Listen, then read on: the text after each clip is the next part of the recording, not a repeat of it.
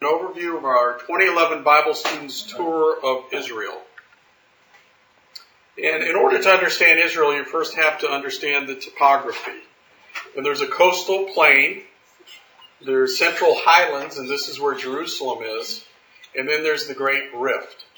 And that's where the Sea of Galilee, the Jordan, and then the Dead Sea are in that Great Rift. And to understand the topography, basically, there are two plates that are pulling apart. And that is what really causes this Great Rift. The Great Rift runs all the way from here, all the way down to Africa. So the African plate is pulling away from the Arabian plate, and it can be described like taffy. Where it's thin, it sags. And so that's the reason for this being the lowest place on earth at the Dead Sea. And also, from a geological standpoint, it is moving at a phenomenal rate. The Dead Sea lowers 13 inches a year.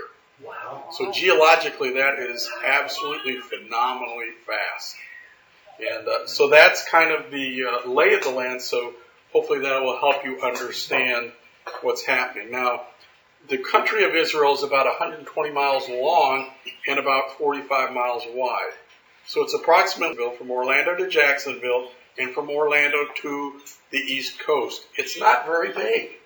And so as a consequence, you can drive from Jerusalem over to the Mediterranean Sea in a pretty quick time. Now when we came in, everyone flew in from JFK, and we flew into Tel Aviv. The Tel Aviv is on the coast. Tel Aviv in Scripture was also referred to as Joppa. And there are a number of events that came there, that happened there.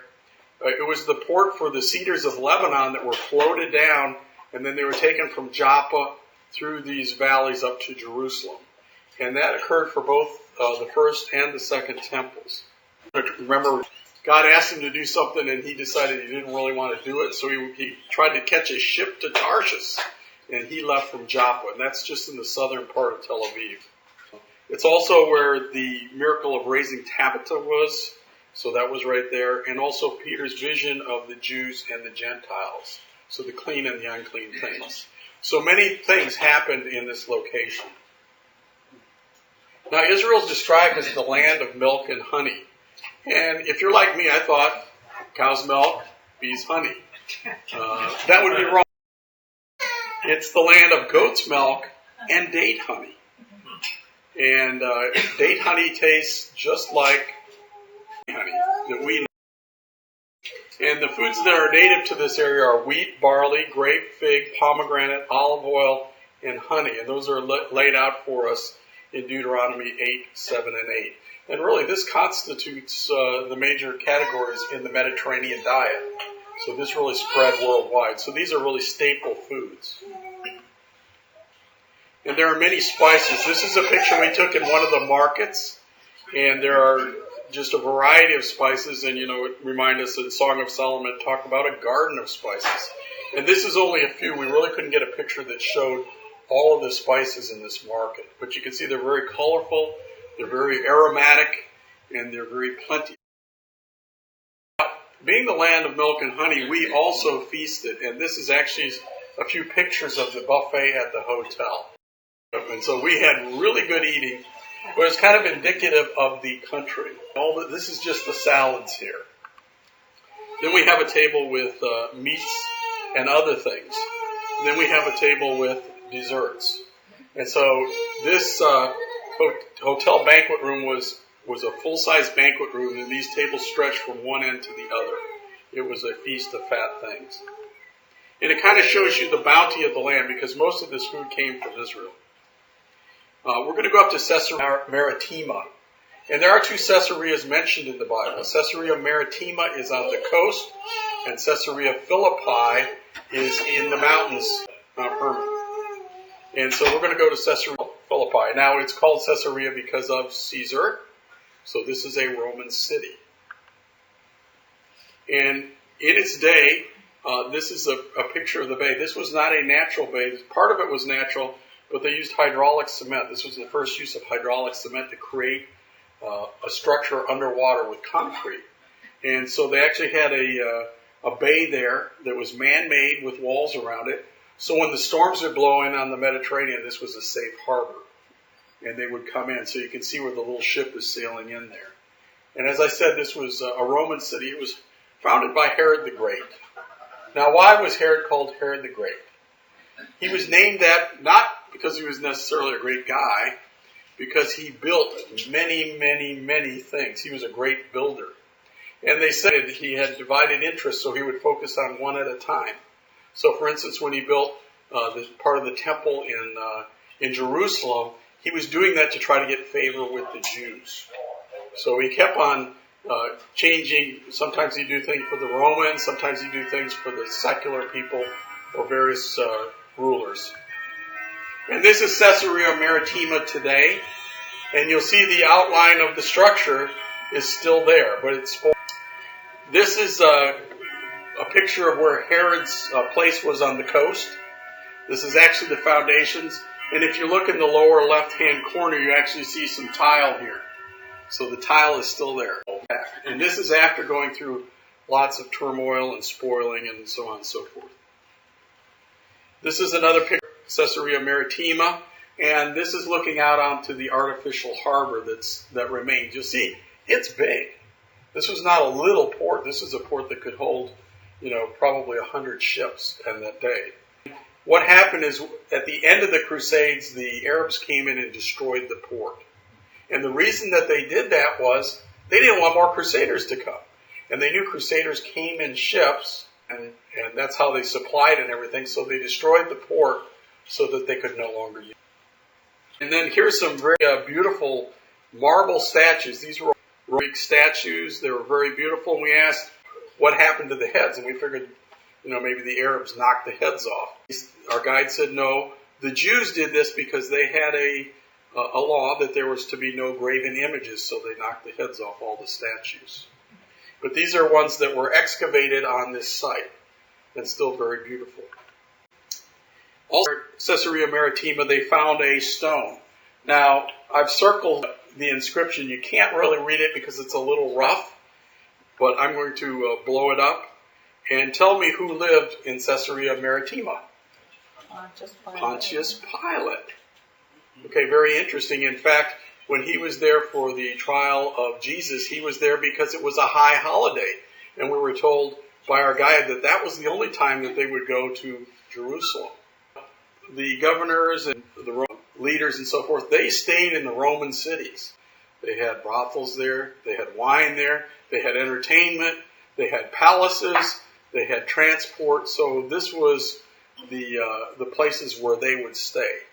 And what we noticed, by and large, Jesus would never go through these areas, with the exception of one, Tiberias. And if you're going around the Sea of Galilee, you kind of have to go by Tiberias to go to the south. But all the other cities, there's no mention of him actually being in there. So this is where Pilate lived. This is the arena that's still this was where they would do races and so forth and gladiator events. And so this part is still intact. They unearthed it.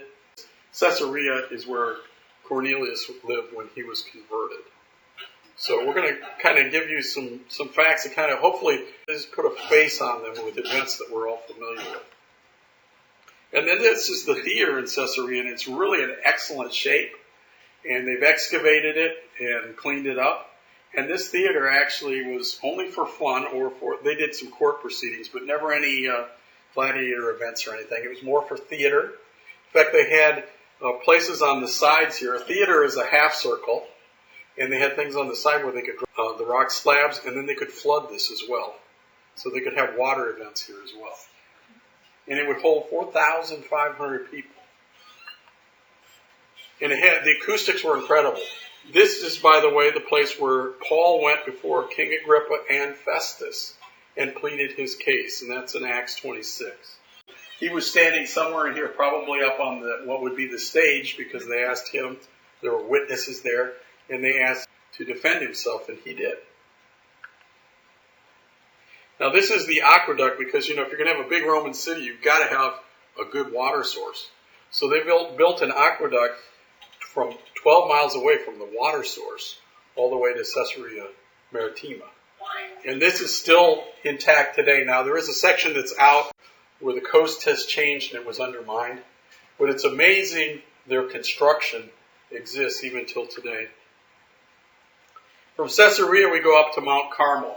So Mount Carmel is a ridge you'll see here, starting where it says Mount Carmel and heading inland. So it's a ridge of mountains. And when we went up there, we were impressed. It's a very rugged area. It's very jagged. They said it's limestone. I would call it marble. It's very, very sharp. If you fell down it, you would probably get cut up. And this is where Elijah challenged the prophets of Baal. So he didn't do it on the top of the mountain. When you read, it doesn't say he was on the top. I had assumed that he was. But when you read it, it says that later he sent servants up to the top. So you know he wasn't on the top. And what we're told was this rise was a meadow, and that's where the challenge took place. And then later, when Ahab fled, he went to Megiddo, and that's about where that arrow indicates. So he went down the hill, and remember he had to do it in great haste because of the tremendous storm that was coming. And you would not want to be going in a cart or even on foot down this slick clay on this very sharp rock in a bad storm. Now this is the Jezreel Valley that we're looking out on, and actually this is the brook Kishon where the arrow points. You can barely see it on the screen, but it winds right there. That's where they got not only the water that they took up, the 4 barrels that they took up to pour on his sacrifice to drench it, but it's also where they took the prophets of Baal and slew them. And then here's the peak of Mount Carmel, and you can see that it's very, very rocky and jagged. And in 1 Kings 18 it talks about Elijah, after the challenge, and they won, he sent his servant up 7 times to check for clouds. So they looked to the sea, and remember this is a point that kind of looks out at the Mediterranean Sea. And the 7th time he saw a cloud, he came back down and reported it, and that's when Elijah and Ahab both went as fast as they could back to Megiddo because of the rain that was coming. And then, of course, there was a torrential downpour that came from that one wispy little cloud. Next, we're going to go to Megiddo, which is not that far away. You go down the ridge a ways, and then there's a valley. And if you look at this part of the landscape, you either went right along the coast, or this was the valley that crossed that ridge of mountains called Mount Carmel. So this was one of the 2 ways you got from north to south. And this is an aerial view of Megiddo, and it's called Tel Megiddo. Now a tel is a city that's built on a city, and there was 26 cities built on top of each other here. So you had a natural feature here that was a rise. And then that was strategic because the north-south route was there, but also the Jezreel Valley that you see, the green lush valley, if they were going to go east and west, they would also go there. So this was a strategic point. That's why they built forts there. Now you see what looks like a sinkhole on the top of the tell there in the shade here. And you also see a stream, and we'll show you that. That was actually where their water source was. Because if you have a fortress, you have to be able to withstand sieges. And when you have a siege, you've got to have a water source. And this is where in Revelation 16 it says that they'll pour out the vial at Armageddon. So this is the hill of Armageddon. In Tel Megiddo, one of the interesting things was when you entered they would never have a straight-on gate. You always had to go through angles to get in the front gate. And the reason they would do that is they could defend it.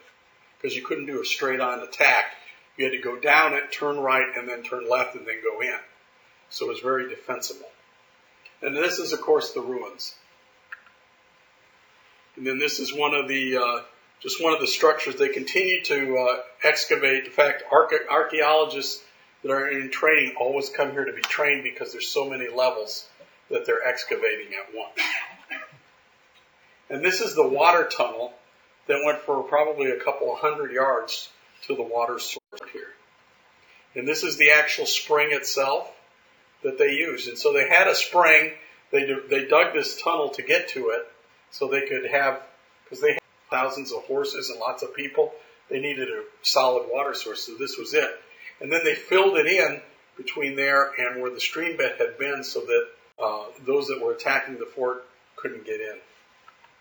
And this is the Jezreel Valley. So now this is looking out from Megiddo. And what you see in the distance is Nazareth. Now, the thing you should note is Nazareth is on the top of it's a hill, but it's probably 1,500, 2,000 feet high. And this is something that I hadn't really realized, that it was on a very high plain. And here's a picture of the city today. And as we're told in Matthew chapter 2, this is the city where Jesus grew up. So he grew up as a child. And then later in the Bible, there's a description when he was called on to read Scripture in the temple. And the rule in the temple is you read the Scripture exactly, word for word, and there are no comments. Now, Jesus actually had already started his ministry at this point and had been known over in Galilee, which is not too far away. He had started healing people. So he read this particular Scripture, and then he started to describe the fulfillment of those things. Well, everyone in the temple was outraged that he was not reading just word for word directly, because that's what he was supposed to do. And so they took him to this Mount of Precipice, and this is an actual picture overlooking the Jezreel Valley. This was jagged, sharp limestone, and it was very, very steep off of this precipice. And they went to cast him off, but somehow he just went right through the crowds, and they never got him. So he walked away. We find that in Luke 4. Just down from Nazareth, there's another mountain called Mount Tabor. And this is one of the places where it's described as the site of the Transfiguration that we find in Luke chapter 9. Now, there's some debate as to whether it was here or in the coast of Caesarea Philippi. And we'll leave that to your own study. But this is one of the sites. In Nazareth, you can look right down and see this. It's a large mountain that kind of sticks up as a big bump.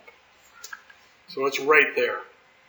From there, we proceeded to the Sea of Galilee, and probably the most striking feature is it's basically nestled between cliffs on both sides. So on the north and south ends, you've got the Jordan, which is low spots, but on each side, and it's probably several thousand feet up.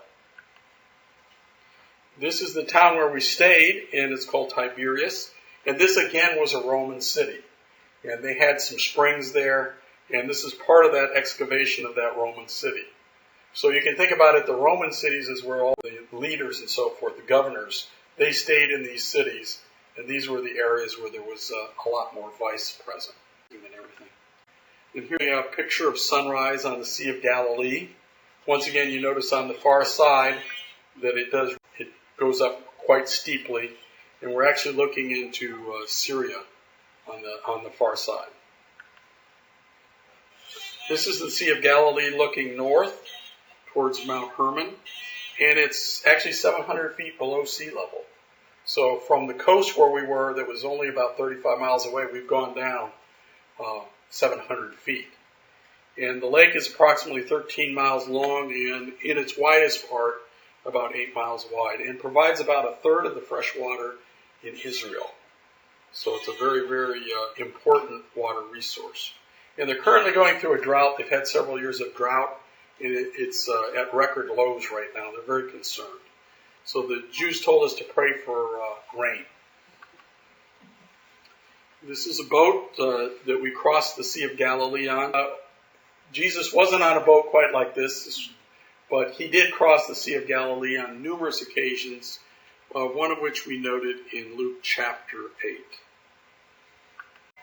This also is a picture of the Sea of Galilee, and it looks towards an area really to the west. And this area to the west was actually one of the ways. If you came from Nazareth, you would come down and come to this valley to go to the northern end of the Sea of Galilee. And, this area right here, this northwestern coast area, is where Jesus called out his disciples, or a number of them. And we have that recorded in Matthew chapter 4, verses 18 through 22. So a very important area, and a very beautiful area as well. This is a typical boat, and this boat is meant to be a replica of a fishing boat that would be like one in Jesus' time. And Jesus also ministered here a great deal, and a lot of his miracles, probably the majority of his miracles, were also in this area. So he healed the blind and the sick. Now this is in a museum at the north end of the lake, and this is called the Jesus boat. Now, we don't know that Jesus ever touched foot in this boat, but what we do know is that it's a boat from about the time period of Jesus, so they've dated it. It's about 2,000 years old, and it was found, there's a kibbutz there. During the drought, they were down along the edge, and they noticed a structure in the water, and they started to dig it out, and they realized that it was a boat. And so there was this big project to take it out and preserve it.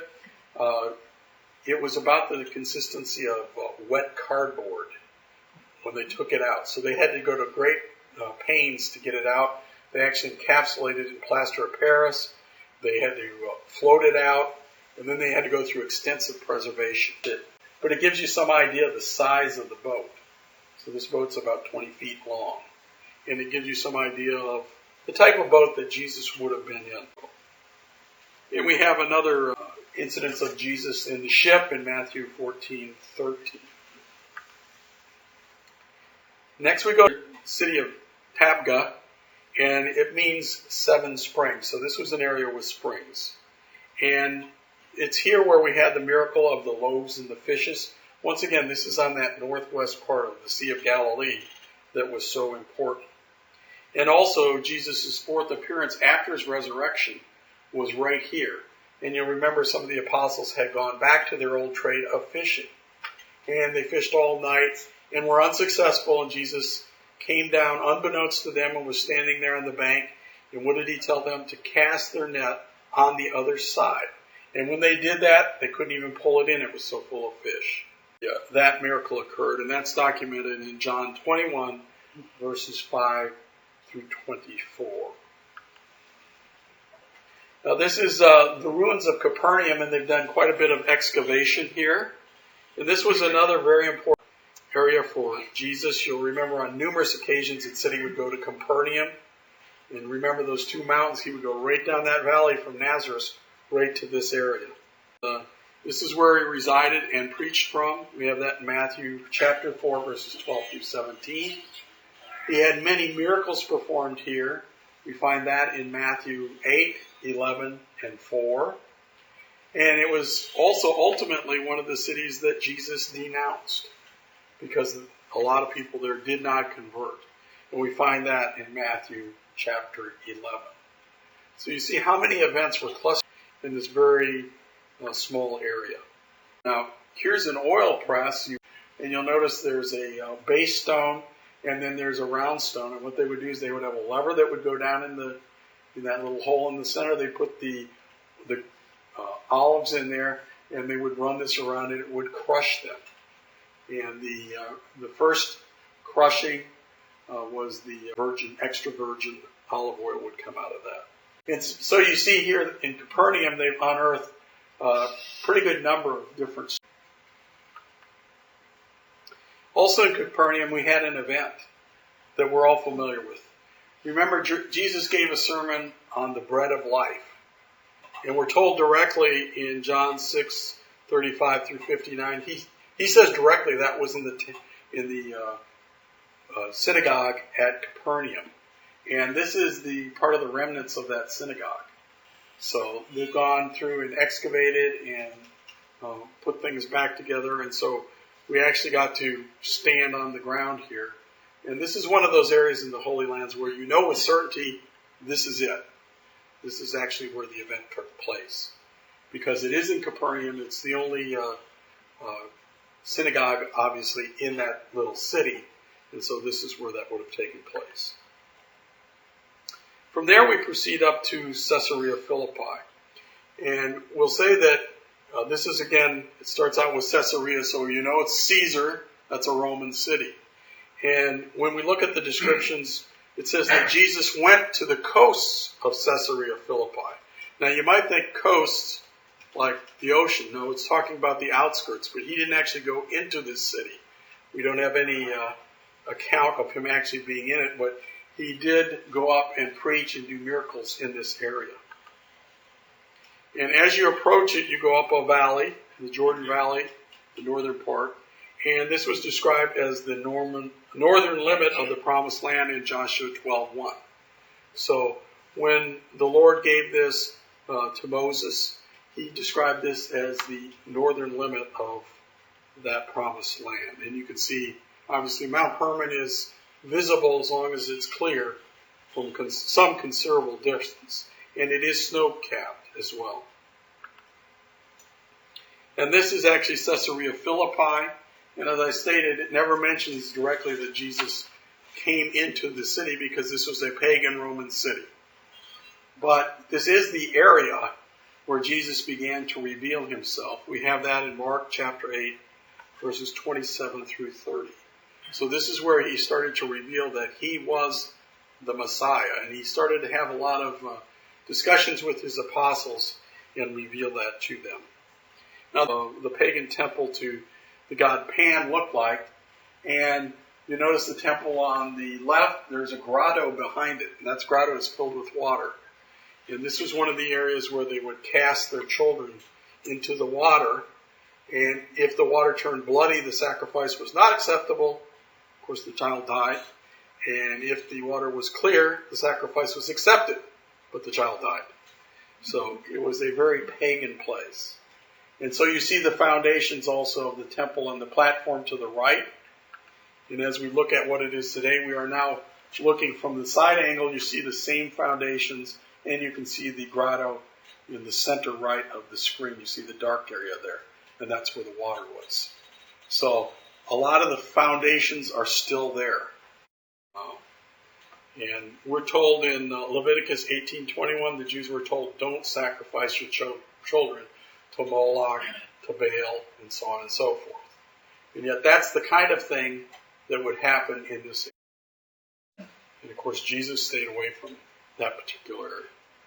We do have some indication, though, that he came in the area of the springs. It's called the Springs Banaeus.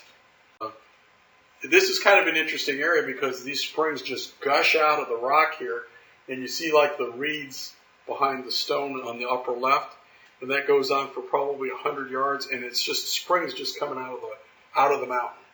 And so this is really the dew of Hermon that's described in Psalm 133:3. This is one of the primary water sources of the origin of the Jordan River. Very, very beautiful place. Downstream from there is the Jordan Falls, also described as the dew of Hermon. And then several different little streams from other springs come together to form what we know as the Jordan River. Now going back to Galilee, this is a typical fish from Galilee. This is tilapia. You probably know tilapia, but you don't know quite like this. This is more the European presentation. You get the fish, the whole fish, and nothing but the fish, including the eyes and the head. But this is the custom of how they fix it. So, of course, they gut it, and then they cook it whole, and then you get to eat it like that. And, of course, we could not resist but put a shekel in its mouth. Really, we're reminded by that Jesus paid the taxes from the mouth of a fish.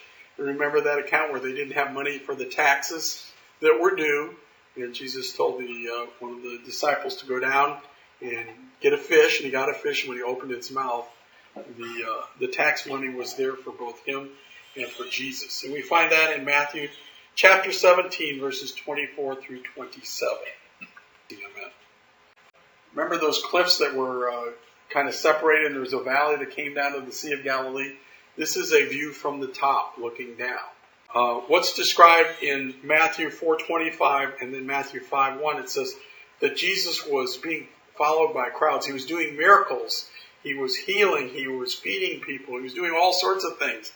And he was getting very fatigued. And so there's a description there. It says that Jesus went onto a high mountain. And then, according to many translations, it says his disciples followed him. That gives us the concept that perhaps the great masses didn't follow him. So there's two thoughts as to where the Mount of Beatitudes is. One would be right under where the print is. There's a rise there. So if you prescribe to the thought that the masses sat there and listened as well, then it would be down there. But if you think it's a high mountain place and that he came apart, if you look on the top of this cliff, you see a little green dot right up there. And that is some ancient trees And we feel that this is where actually the Beatitudes were given to his apostles. And this has a beautiful overlook of the Sea of Galilee from a couple of 1,000 feet up. And it's just very, very beautiful. But as you can see, the crowds and the masses would not follow him up. You had to come up a steep trail to get to this point. And this is that tree at the very top. And we feel this is where the Beatitudes are given as recorded in Matthew 5, verses 3 through 10. And a very beautiful view looking the Sea of Galilee into Syria. So you can see the entire sea. Now, during the trip, we were blessed by a number of things. We did scriptural readings at every location pretty much. So one of the things we really appreciated was they found the appropriate verses for occurrences that occurred at that location. And that's kind of what I'm trying to give you a little bit of today as well. Of course, we don't have time to read all the scriptures. We'll reference them here.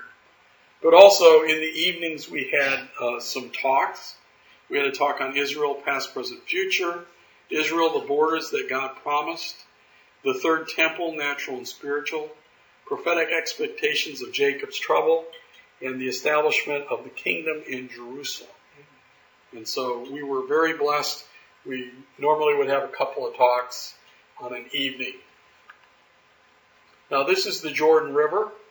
And this is the place where we normally feel that Jesus was baptized. You'll remember the account in Mark chapter 1, verses 9 through 11. It says that Jesus came to the Jordan and was baptized of John. And then he went into the wilderness. And as you're going to see, the wilderness is to the south of here. And so since it says he went into the wilderness, we feel that this is the probable site. And it's very, very beautiful. It's just very tranquil and scenic. So this is at the south end of the Sea of Galilee. And so from there we go down from our hotel in Tiberias to a Moshav. Now what is a Moshav? In Israel you've got kibbutzes, you've got Moshavs. A kibbutz you can think of as communal living, which means everybody puts everything into the pot and everybody gets an equal share out of the pot. Which is to say it's kind of a communal living arrangement where everything is shared. In a Moshav, you get a certain grant of property. In this case, they each got 10 acres. So hard workers can live prosperously, and lazy workers can live not so prosperously. And so this is Moshav Yardena, where we drove through, and it was really a treat. This was an unexpected treat. Our guide was starting to realize we didn't want to see medieval churches and that kind of thing. So he said, I have something I think you're really going to be interested in. And I think it was really one of the highlights of the trip because part of what we wanted to do was get inside and see how people lived and to really get into their minds a little bit. And this was really a special treat. And this is the mother of our bus driver. Our bus driver is on the right. His mother, 94-year-old, is in front. Our guide is on your left. His brother is in the middle. Now this 94-year-old, they called her up and said, do you mind if we bring 50 people for tea and cookies? And she says, no, great, bring them on. So we drive down, we get off the main highway, we drive down a road and almost to the Jordan River, and we come into this little communal village, and there they are. This is inhabited, this particular Moshav is inhabited by Kurdish Jews. And so the Kurds, remember, are between Iraq and Turkey, Kurdistan, that area. And these are Jews that came from that area. And she actually came prior to 1948. So she's been there many, many years. And they had mint tea and cookies for us. And this was fresh mint tea. And the cookies were called Haman's ears.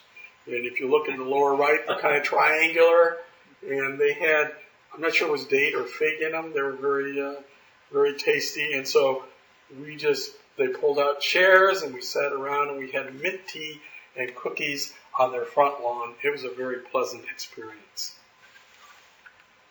One of the other highlights was that we got to go in their synagogue. Nissan, our driver, was an Orthodox Jew. So on both Saturdays that we were out, we had an alternate driver, not him. So he would go back to Jerusalem where he lived, and on Sabbath he had to go to synagogue. So he wouldn't work on Sabbath. The synagogue in this little Moshav. And so we actually got to go inside. I've never been inside of a synagogue. And I was amazed. This is a modest little community, but look at how ornate everything is. So it's very interesting to see some of their customs, and we could ask them questions. And we had a lot of really probing questions. And we asked them little specifics about their attire, their ceremonies, all the little symbols there, and so on and so forth. And what you'll notice behind the podium there's a little curtain. What's behind that curtain, when you pull it to the side, and locked in there is all of the scrolls in there. This is Nissan holding up the Torah, and he said they have to maintain it and keep it in perfect condition. So they take very good care.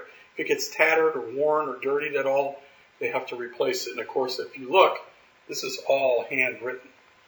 So this is a very cherished item for them. We also asked, and he showed us the phylacteries. Now, I had read about phylacteries. I had no idea what they were. If you look on the left, you see the phylacteries. And there's one, remember, on the forehead. And you'll notice the little thing on the forehead. And then there's one on his arm. So they're leather straps, and then they have these little boxes. What was in the little box was little strips of scriptures, and it shows what was in their head and also what was in their heart. And so these straps interconnected. The one from his head runs down. It connects to the one that he wraps around his arm. And then on the right, we see his prayer shawl. And they have tassels, and then they have the knots. And you'll notice there are some things hanging down. You see the one on his blue jean where there's one thing hanging down longer. And that has knots in it and reminds them of the hundreds of laws that they have. Not necessarily, just the 10 Commandments, but they added a lot of other things.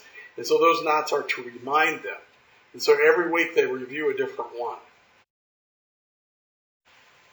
Now, one of the things that came out as we got to meet and to know the Jew, both our tour guide was a secular Jew, our bus driver was an Orthodox Jew, and then there are ultra-Orthodox Jews as well. And what we saw was that they were very proud of their heritage. And this is one of the things that makes them, if you're an Arab, makes them difficult to live with. Because they're very proud of their heritage with God. And they let you know it. So I could see how this would become a source of aggravation. One of the other things that struck us was how kind-hearted and hospitable they were. They were not mean and vindictive. They were kind-hearted people. But they're also very stubborn people, as it says in Psalm 78, verses 7 and 8. So we saw all of these characteristics, and we know that they would have to be stubborn people to come back together after almost 2,000 years. And so they had to lay on these traditions. And tradition. We heard about tradition, and it kind of drove home the point.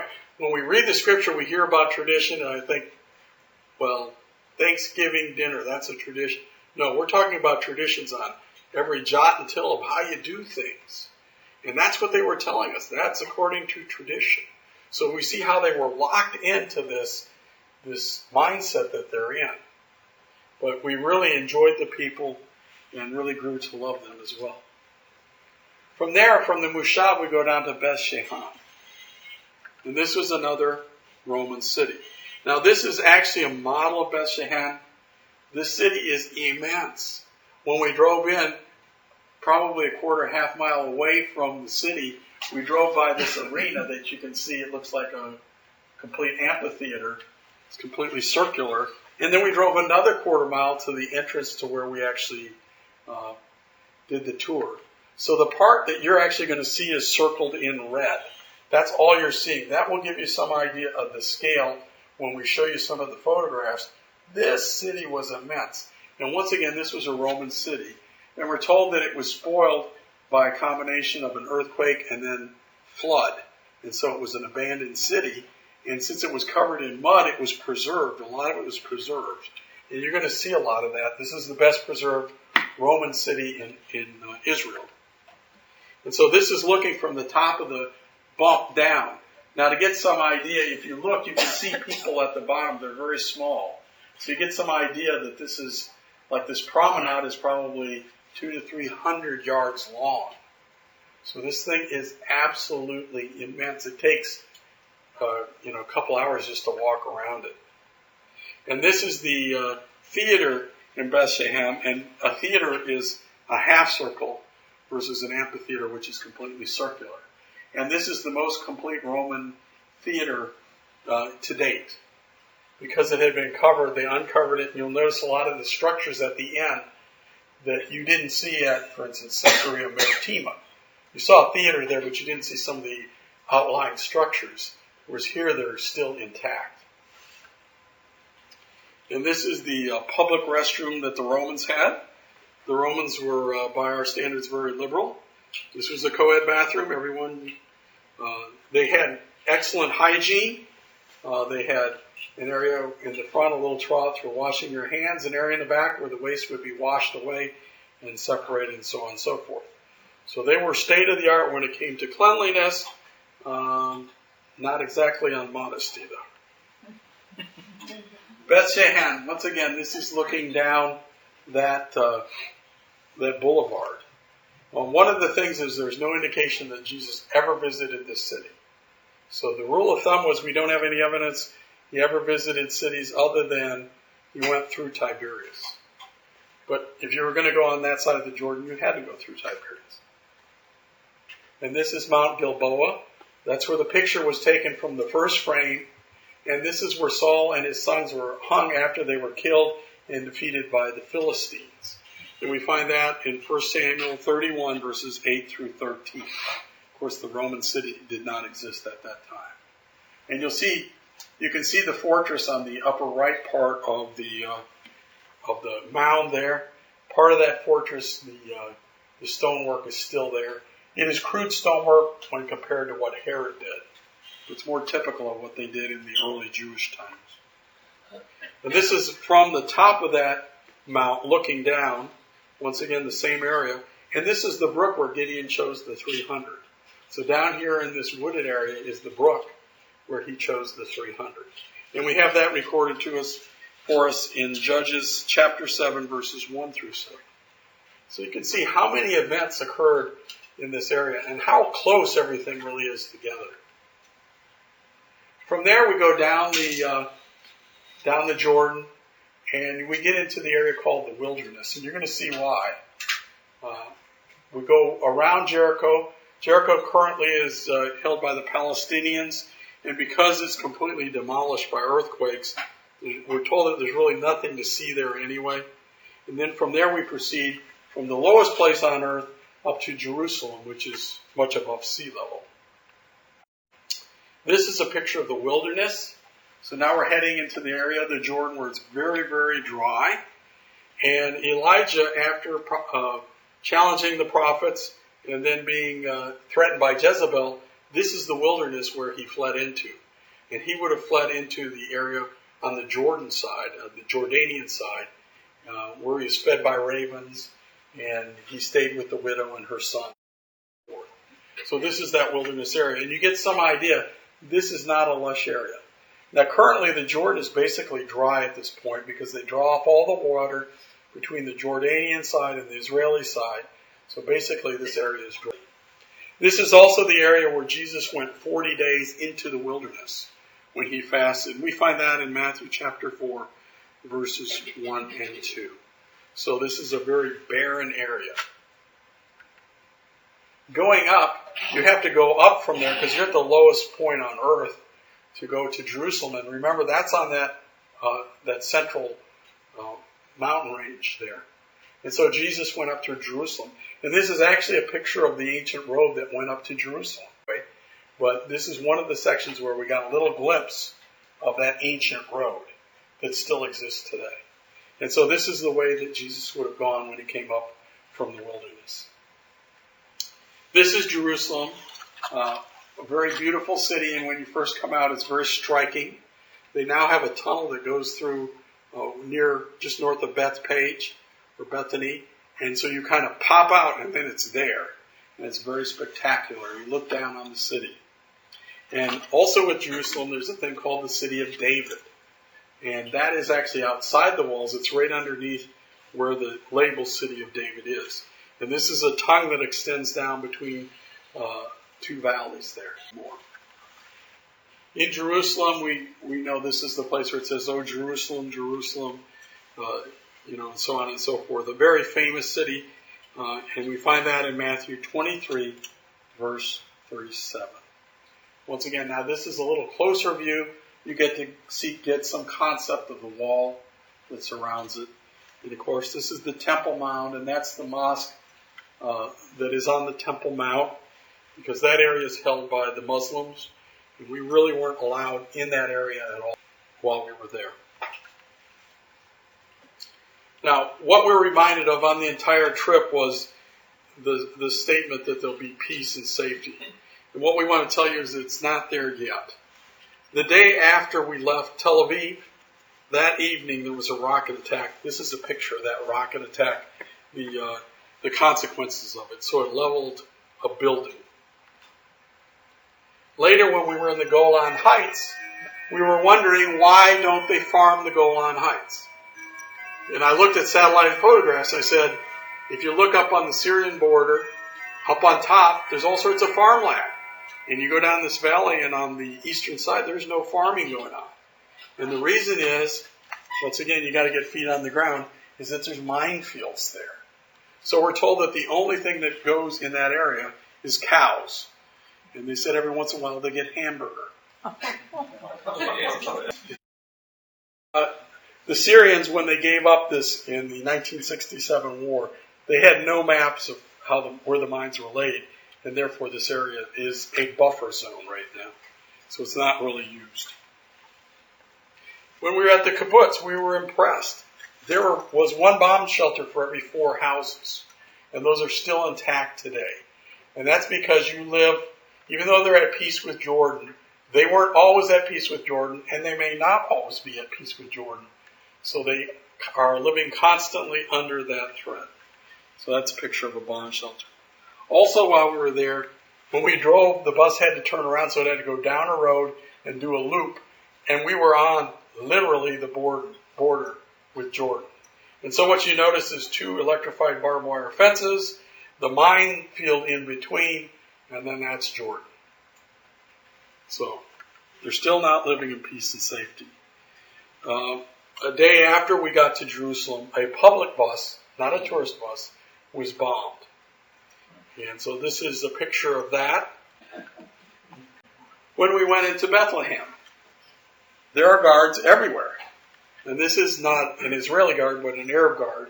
And you'll also notice the wall. If you look in the left portion of the picture, you see the 40-foot wall with barbed wire on the top. Also, when we went to one of the museums, the Jesus Boat Museum, I was kind of interested by the sign, and one of the things was, no guns allowed. And really what you notice as you are over there, there are guns everywhere. So when you're in Jerusalem, we were in the King David Hotel, and there was Israeli soldiers walking around, and they would have their automatic weapons on them, because they always have to be ready. For that 2 years that they're in service, 24 hours a day, they're on call. So they always have their weapons with them. And then going to the western wall, you had to go through security. So you had to go through, just like a scanner, put all your stuff through, and you'll notice there are guns there as well. You can kind of notice it on the gentleman on the right. You see he's covering it up, but he's got a gun. You can see the barrel down between his legs. So they are armed.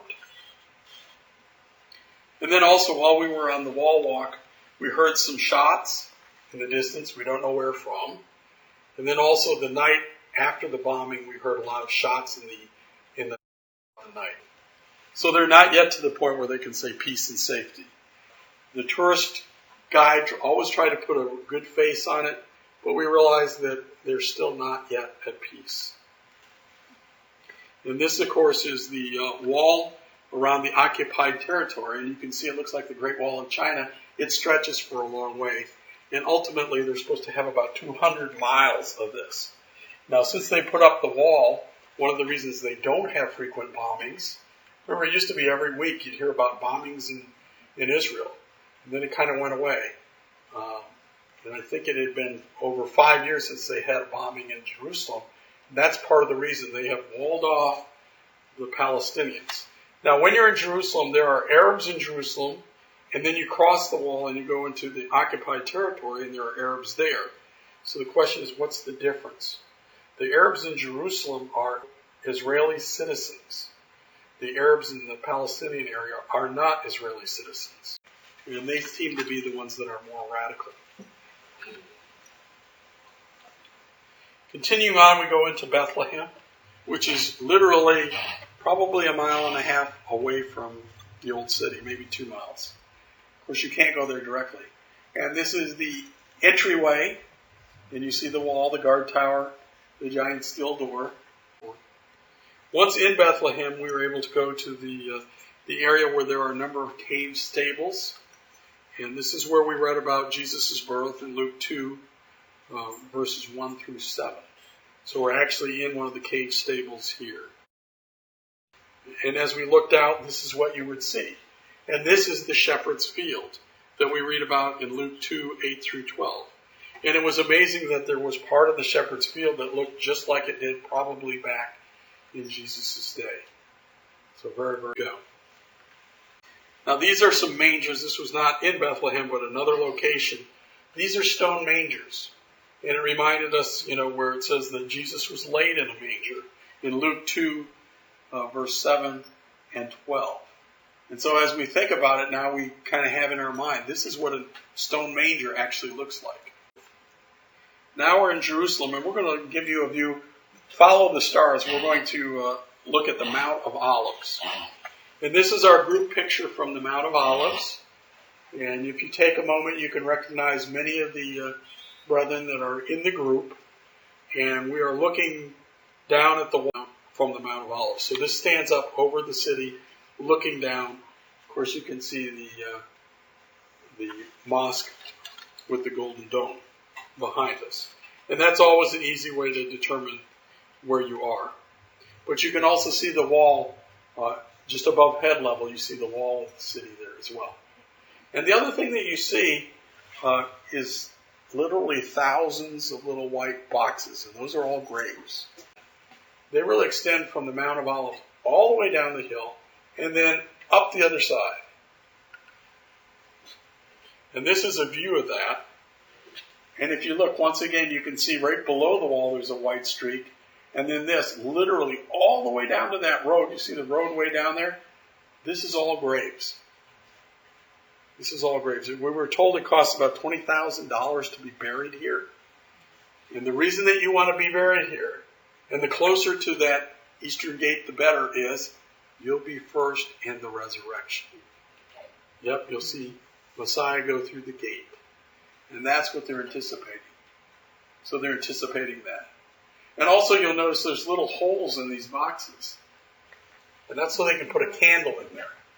So they put a candle in there, and because it's on an open bluff, it's windy, they put it inside there, and they do that on holidays for remembrance of the dead.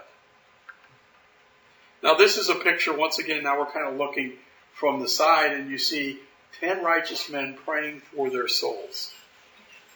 And so they do this on the anniversary of the death, about the time of day when the person died. The other thing you'll notice is that there's stones on all. Rather than putting flowers on the graves, they put stones on the graves as a remembrance. So stones for remembrance. So if you have a lot of stones, that's good. A lot of people have visited that grave. And this is just down as we go down the hill from the Mount of Olives towards Gethsemane. So we continue on down the hill.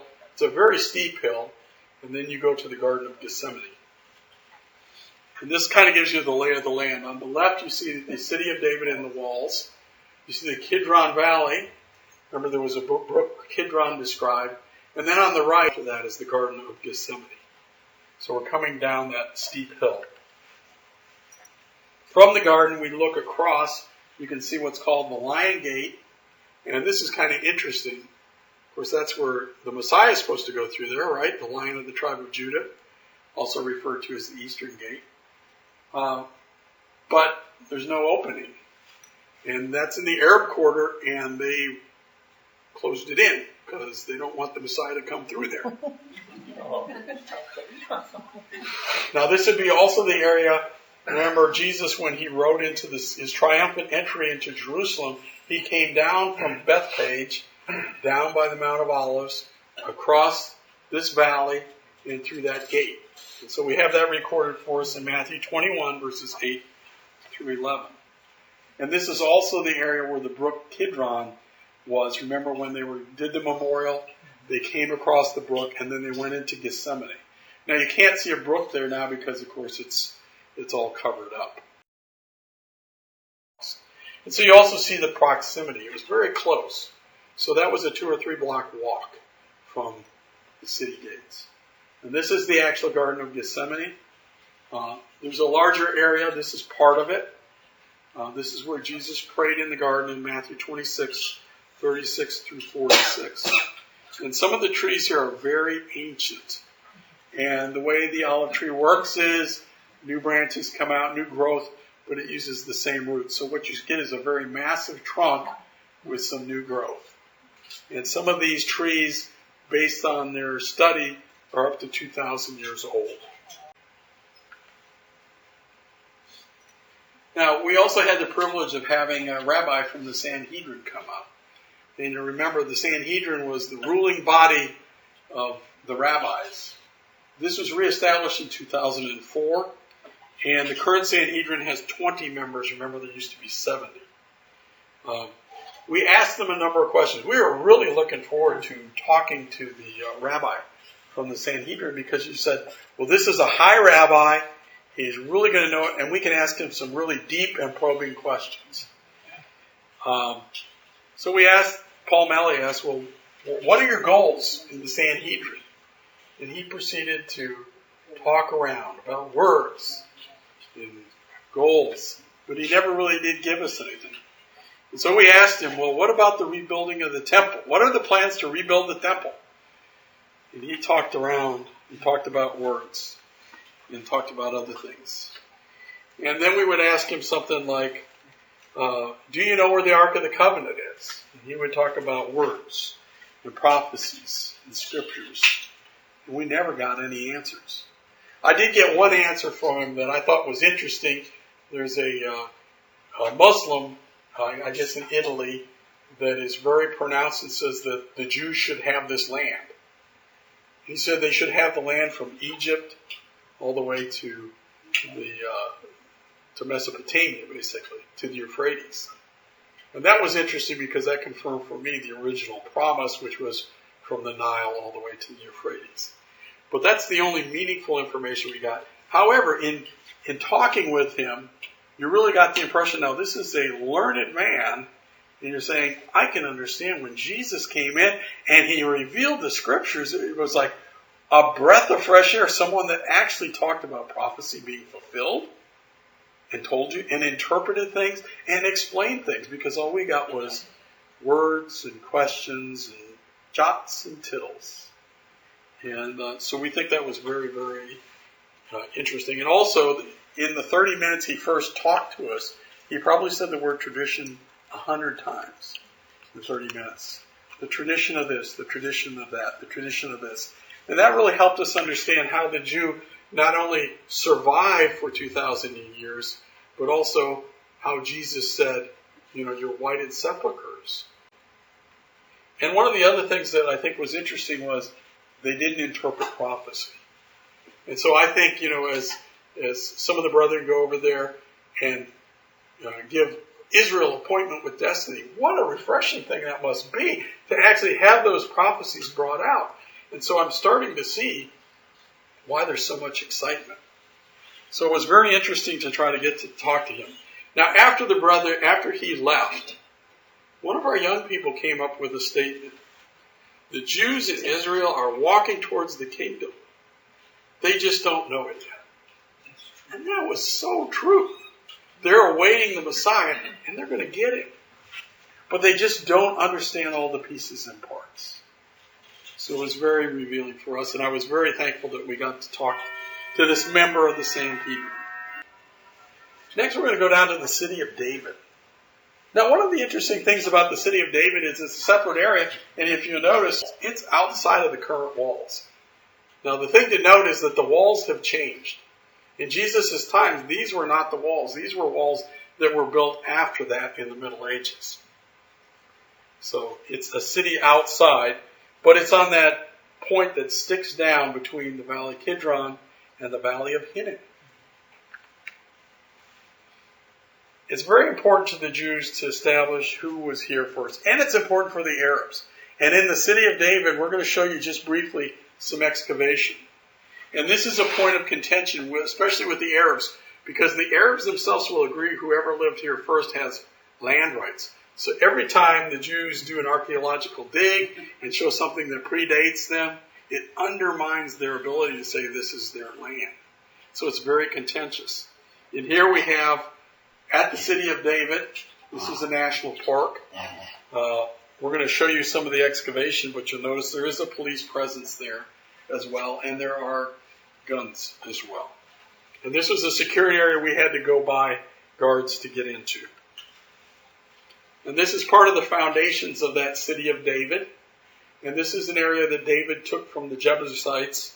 And we have that in 1 Chronicles chapter 11, verse 5. And so you can start to see the foundations and some of the walls. And there was many little compartments and so forth.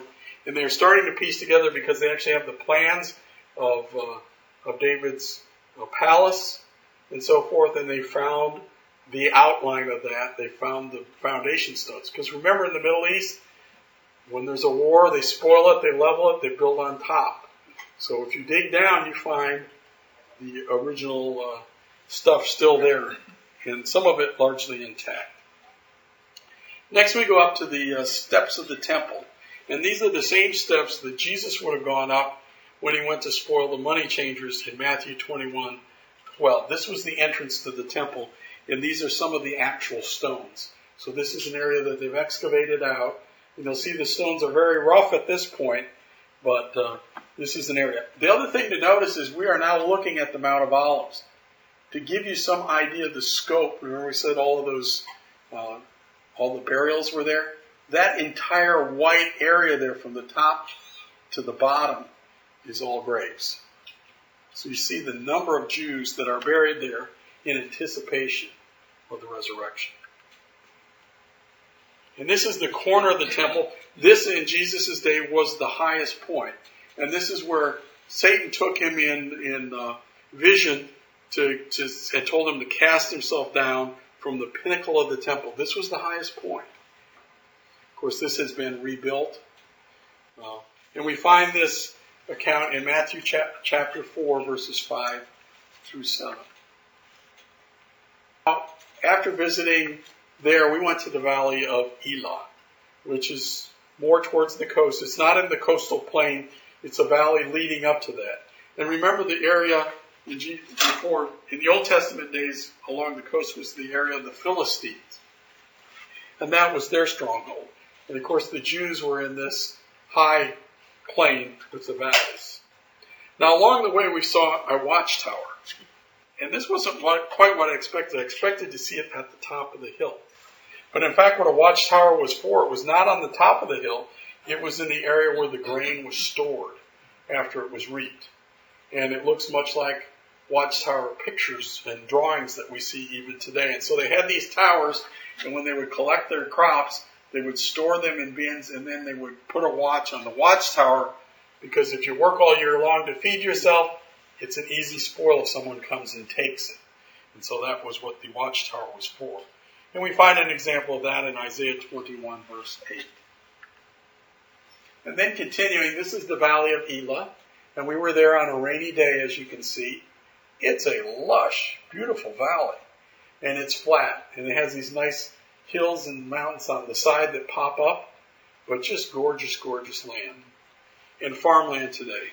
This is the area where David slew Goliath. It would be on the far side where the two bald patches are in the upper left. There's a stream there. And remember, David went to the stream and got his stones. Right? And then he met them on the plain. And if you think about thousands of men, well, this is where the actual battle would occur if the men battled. So this is where David slew Goliath. We find that in 1 Samuel chapter 17, verses 2 through 51. And when they first entered into the land, before that, in Numbers 13, 23 through 24, remember Caleb and Joshua went in, and they came back with a good report. And one of the things they came back with was they got a cluster of grapes, and it took 2 men to lift it. That was from this valley. So very lush and beautiful valley. And as you could see on the day that we were there, it was also getting lusher. There was a nice rainstorm that came in. From there we went north to Emmaus, just up the valley, and this was very short distance. This is currently a neutral Arab city. When we say neutral Arab, they don't fight the Israelis, they don't support the Israelis, they don't get involved politically. And as a result, they prospered a lot. This, of course, is a mosque that's in that little town. And this is the hummus capital of Israel. So another very lush valley. And of course, Jesus appeared to his disciples after his resurrection on the way to Emmaus. So they didn't quite make it here, but on the way to Emmaus, this is about 8 miles west of Jerusalem, they appeared to them. And we have that in Luke 24, verses 13 through 32. And then also they had a beautiful collection of oil-pressed stones here in this little garden that we went to. And that also gives you some idea of the importance of olive oil here. From there we proceeded back to Jerusalem, not too long a distance, and we went to the Holocaust Children's Museum. So they have a children's museum that's nothing but about the children, and it's a very moving place. And basically, over 1 million children were killed in the Holocaust. And so when you go in this monument, it's very dark, and when you get in there, you realize they put mirrors. There are 1 million candles, reflections in there. And so you walk through, and they have remembrances of many of the children, but it was over 1 million. Very, very touching. And it reminded me of Rachel lamenting her children in Matthew 2:18. So that account of when she lamented her children. And so this is very keenly on their minds. We also went to the Holocaust Museum, and this was a really extensive museum. It took quite some time to walk through. It's the most extensive Holocaust museum we've seen, even more than Auschwitz. And the thing that came to mind was, "Comfort ye my people," in Isaiah 40, verse 1. And really that's a promise that we should comfort those in Israel, that their time of disfavor has been removed, and that their time of blessing is coming shortly. And that's a message that we can give. And so you see all sorts of people, and this is where you exit. You come out into a new and hopeful scene. Also at the museum here, there's a really extensive museum of archaeological finds. You could probably, it's like a Smithsonian museum. You could probably spend days in there. Outside they have a model of Jerusalem, and this is with Herod's temple. So a very big model, and you can walk around it. The model is probably 100 yards long. This is very large and with a lot of detail. This is the top of the shrine of the book, and this is designed to look like one of the jars that was found with the Dead Sea Scrolls. When you go inside, you're on the inside of the jar, and there is actually the scroll, and the man that's standing there is looking at the Dead Sea Scrolls that are round and about. And then you can go down underneath, and there's more scrolls. Next, we go up to the Muslim Quarter, where we had lunch. And this is our restaurant, and that picture is not an optical illusion. You have to duck to get in. You have to duck really low to get in. And some of the typical food that we had was falafel, pitas, which is fried hummus, or shawarma. And you can get it with lamb or with chicken.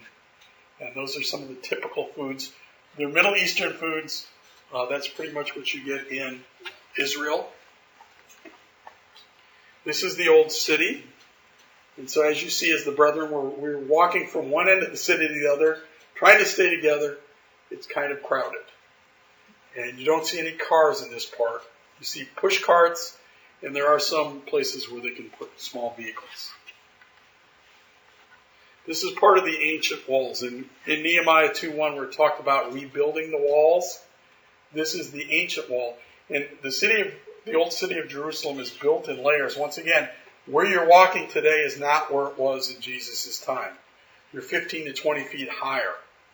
So to get down to where he was, and we'll actually show you some pictures of that, you have to go down. This is one of the areas where they've excavated and uncovered the old wall of the city. So that's what it looked like. You'll notice it's not the big block stones. We continue at the western wall. This is also referred to as the Wailing Wall. And we're going to take you on a tunnel tour, which will actually continue along this wall in this direction. They've excavated, much to the consternation of the Arabs, because it goes under the Arab quarter.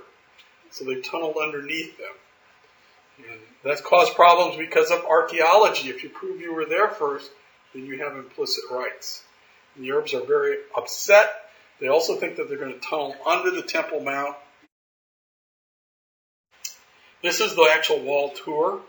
And this was about a half, 3/4 of a mile long that we went along this excavated wall. And as you can see, it's literally 2 shoulders wide, the tunnel.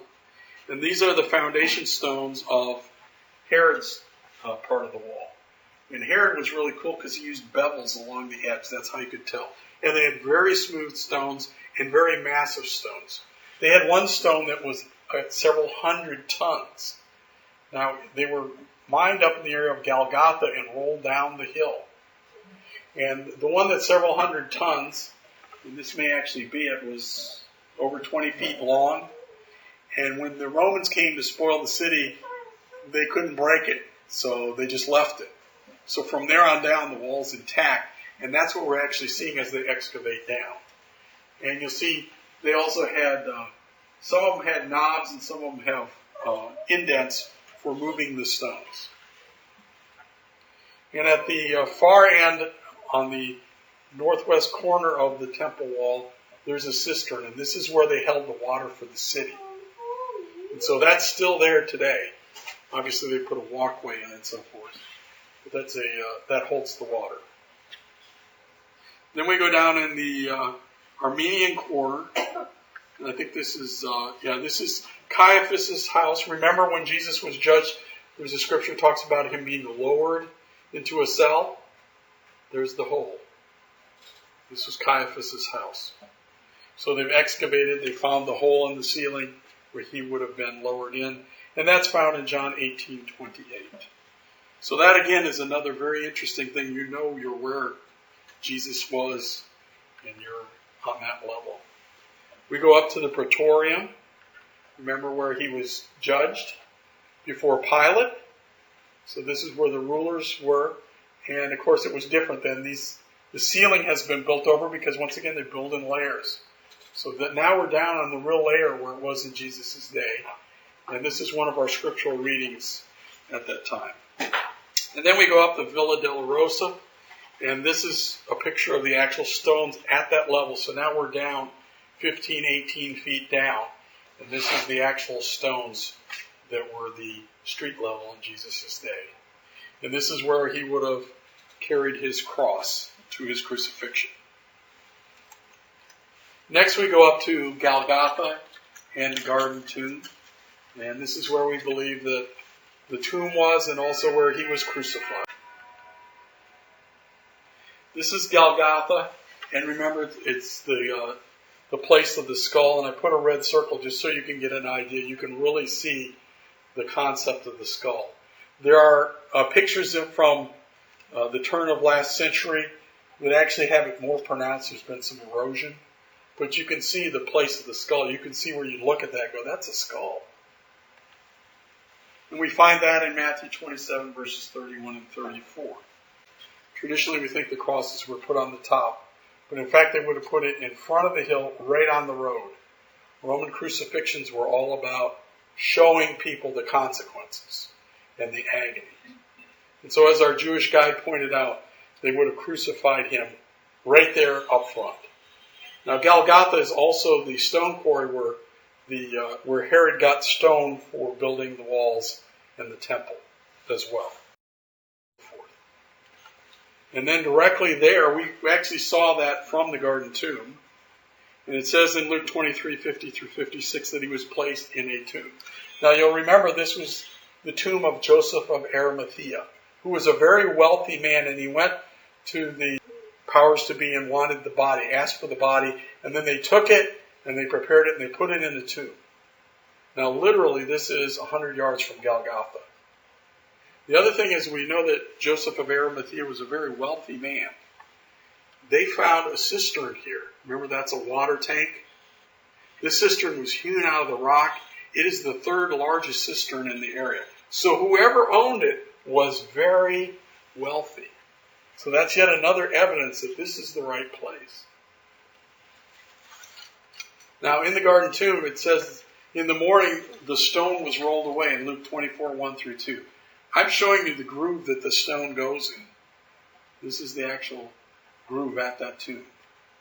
Next I'm going to show you, this is not the garden tomb. This is another excavated tomb near Megiddo. When they put the road through, they dug down and they uncovered this. And notice what they have. The rock that you have to imagine is there. And it's got a steel band around it, intact. And so you see how it rolls down the slot and blocks the tomb. And that was the arrangement that was at the garden tomb as well. The rock is obviously not there. Now this is inside the tomb, and this was the part where Jesus would have been laid. But when Mary came in the morning, the tomb was empty, as we have a count. Luke 23, verses 3 through 8. We continue on now, and we're going to show you just a little bit about the wall. We walked on the wall.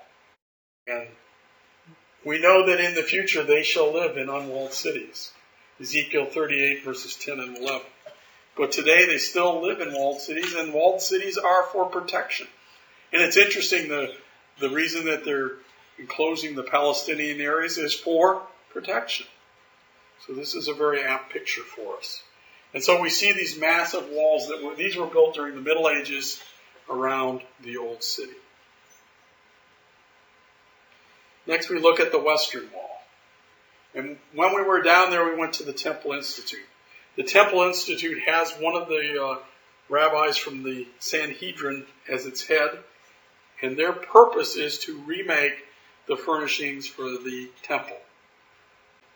And this is actually a picture of the golden candlestick. This is about 6 or 7 feet tall. It's down by the Western Wall on display, and it's gold. It's encased, obviously, in glass. We also have a picture of the Ark of the Covenant, and what you might notice is the staves go the wrong way. Well, they don't. That's actually the way that the staves went. And one of the things that was convincing to me as we asked them questions was they said, okay, how wide was the Ark? It was fairly narrow if you did it lengthwise, and it's heavy.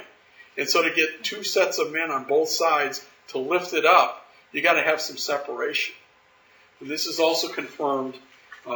Another place in the Old Testament talks about when it was in the temple, they would push the staves forward so that it would be revealed in the curtain so they could tell that the ark was there. And they would have to work this way. So that was very interesting. We also had the table of showbread on the right, and you notice these racks up above. I asked them, well, never saw racks. I never heard that in the scriptures. And they said, well, this is the way it was. Of course, they had no scriptural proof. And they had the racks where the bread was 2 stacks, 6 high. And then also we have the golden incense altar. And I asked them where the horns were. And they said that the word horn is a misinterpretation. It should be corners. So you'll notice their golden incense altar only has corners on it. I still like to think that it's horns because horns represent power. And the blood being applied on the horns really shows the power of God in that blood being applied. Next we continue down to Qumran. And Qumran is where the Dead Sea Scrolls were found. And this is, I don't know if this is a replica or actually one of the scrolls that was on display. These are some of the jars that they would be in, representative. this is the area of Qumran. And the Essene came down here. These were all men, and their purpose was to protect this material, all the Dead Sea Scrolls. And this is in the wilderness. This is that incredibly dry area. So they had baths and they had water tanks. And this was a major part of what they did, is they had to preserve these. Now these guys, of course, were spoiled. When the Romans came in, they actually came in and killed them. And this is, of course, the famous picture, and we took this picture, so this is where the Dead Sea Scrolls were found in this cave. You can see the black entrance right there. Next we go to the springs of En-Gedi. This is really a desert oasis. You're on the Dead Sea. The Dead Sea is dead. You can't drink anything there, so this is literally an oasis there. It's not very large, but here's fresh water coming right out of the mountain. And then in En-Gedi, you'll remember this is where David hid from Saul. Saul came and pursued him with, I think, 3,000 men. David snuck in the night and trimmed one corner off of Saul's robe. And then the next day he confessed to Saul and laid before him and asked his forgiveness and said, and let Saul know that he could have killed him. As you remember, his men were saying, David's out to kill you. And this showed that he wasn't, and proved beyond the shadow of a doubt. And we find that in 1 Samuel 24, verses 1 and 2. And then here's an ibis that they just run wild in this desert oasis. We also went to Masada, and we received an orientation. I don't know how many of you met Connie Campbell when she was at the retirement center. She's back in Israel. She's living with her son. This is her son. He runs Masada. So we got the personal tour. This is the tramway up to Masada. This is the easy way up. And it's, I think, a couple of thousand feet up. And from the top, there was also, Herod had a fortress up there. And that's the one where the Jews fled to and held out in Masada, because Herod didn't stay down there. That was kind of his safety zone. He could survive up there for a couple of years without any outside supplies if he needed to. So that was kind of his safe house. And the Jews took it over. There was a palace there that overlooked the Dead Sea as well. And this is from Masada looking across into Jordan, into the area where we believe that Sodom and Gomorrah was. And once again, you can see how dead that area is. It's desolate. One of the most desolate, lifeless places on earth. This is looking at the Dead Sea. And once again, they say that nothing lives in the Dead Sea. The ocean is 4.5% salt. This is, I think it was 34% salt. So nothing lives there. And so that kind of concludes our tour of Israel. And this is something we saw near the Garden Tomb, a very appropriate piece. It says, pray for the peace of Jerusalem. To that we say amen. Well, we realize that can only happen when God's kingdom is established on earth as it is in heaven. And may the Lord add his blessing.